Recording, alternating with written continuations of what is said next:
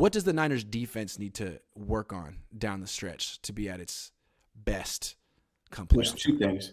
The two things, I mean, the first one, a surprising statistic is how bad the 49ers are on third and short.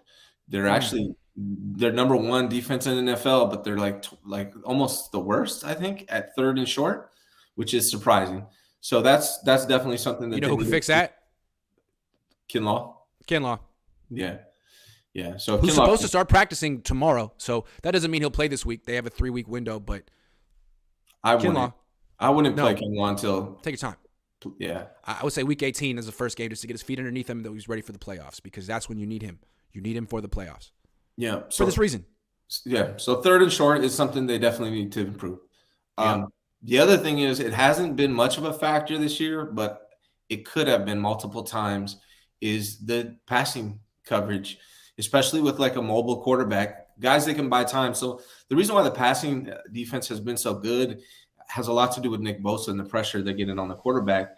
So the corners don't have to cover for very long, but when they do, you're seeing a lot of receivers wide open. And like against Miami, Tua just was not able to capitalize. So that's he could have. You saw Patrick Mahomes tear him up. Now they were all injured. But as you get on to if they play Philly, I could see it becoming a problem. If they play the Bills or the Chiefs in the Super Bowl, it could definitely be a problem. So those are the two main things that concern me with the defense. Here's what I see with Hufanga. Well, because you mentioned the coverage. I'm talking Hufanga. So I think a lot of the DBs are expecting the ball to come out quick. This pass rush is overwhelming. Nick Bosa, no one can block him. There's going to be a lot of quick passes. So Hufanga in particular, corners, if they're playing man, have their back to the play. If they're playing press, Yeah. Hufanga's watching the play.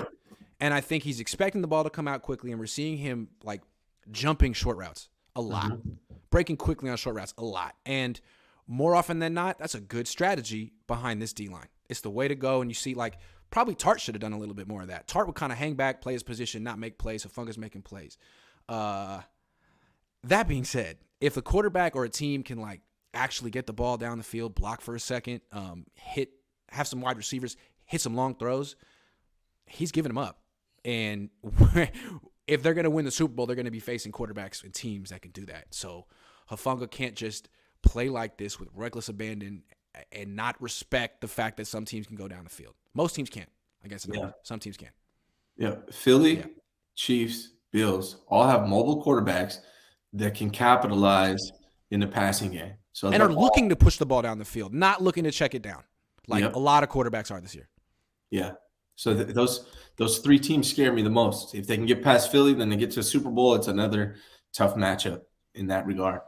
I got one more thing I want the defense to work on. I mentioned earlier, it's defending the quarterback scramble, the quarterback run on third and long, because it's been an issue for them, I feel like, for years.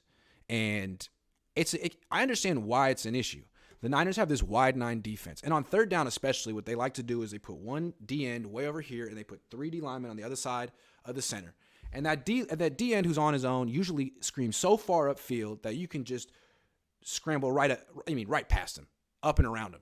Or on the other side, they often do some type of 3-man game, and a lot of times they vacate the A-gap, and you can just run straight up the middle. So on 3rd and 13, it's happened in Atlanta, it happened against Seattle, downs where the Niners should get off the field easily, they give up these long scrambles, and I think that's a problem because, Josh Allen's going to take that. He's looking for that. Jalen Hurts is going to take that. He's looking for that. So if you give up a few of those that could be, it could happen in the fourth quarter. The Niners lost to the Broncos because Russell Wilson did that one time in the fourth quarter. So that's the one play that could end the 49ers season. They still feel they should have won the Super Bowl in 2019 had they gotten off the field on 3rd and 15. Well, okay. So what do?